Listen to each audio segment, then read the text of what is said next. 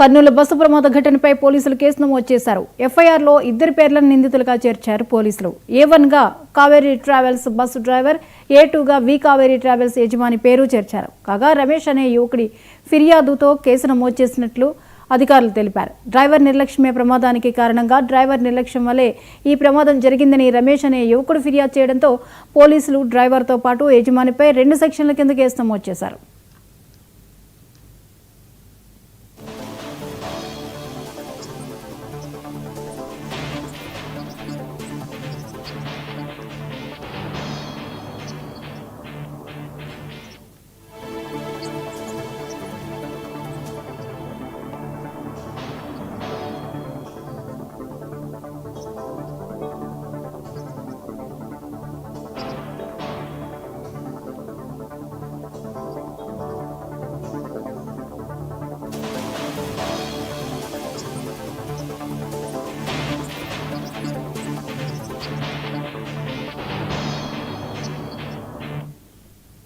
ఈ అంశంపై మరిన్ని అప్డేట్స్ ని మా ప్రతినిధి మస్తాన్ అందిస్తారు. మస్తాన్, వి కావేరీ ట్రావెల్స్ యజమాని పైన అలాగే డ్రైవర్ పైన కేసు నమోదైంది. రమేష్ అనే యువకుడు ఫిర్యాదు ఇచ్చినట్లుగా తెలుస్తోంది. డీటెయిల్స్ ఏంటి?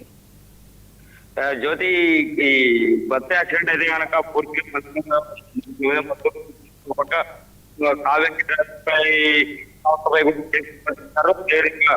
డ్రైవర్ మీద అందరి కేసు నమోదు చేస్తారు. అయితే కనుక పూర్తి జీవోనైతే ఇచ్చింది. దాంతో పాటే పూర్తిగా అయితే కనుక దర్యాప్తు అయితే కనుక ముమ్మరం చేశారు. పూర్తిగా అందరినీ అదేవిధంగా ఏదైతే కనుక మృతదేహాలు ఉన్నాయో ఆ మృతదేహాలలో కూడా ఈ రోజు ఈవినింగ్ లోపల వాటి నుంచి ప్రయత్నాలు కూడా జరుగుతున్నాయి. హాస్పిటల్ కావచ్చు పూర్తిగా అయితే ఇదే పనిలోనే నిమగ్నమై ఉన్నారు. అదేవిధంగా ఇతర రాష్ట్రాల నుంచి కూడా తెలంగాణ కావచ్చు, కర్ణాటక కావచ్చు పూర్తిగా అయితే అక్కడి ఏమన్నారో వారిని అక్కడి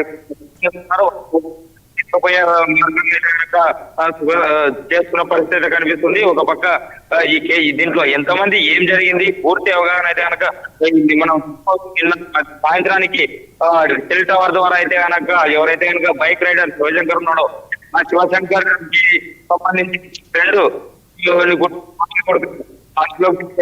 అదుపులో పూర్తి తీసుకున్న అతనికి కూడా గాయాలయ్యాయి.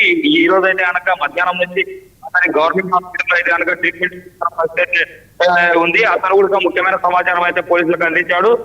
అక్కడ మేము డోర్ నుంచి వస్తా మధ్యలో మద్యం తాగాను అతను ఒప్పుకోవడం జరిగింది. దాంతో పాటు ఆ బస్సుకు ఎలాంటి సంబంధం లేదు, మేము ముందుగానే యాక్సిడెంట్ లో శివశంకర్ చనిపోయాడని కూడా ధృవీకరించారు. అదేవిధంగా అదే విషయాన్ని పోలీసులకైతే చెప్పడం జరిగింది. Right, thank you Mastan.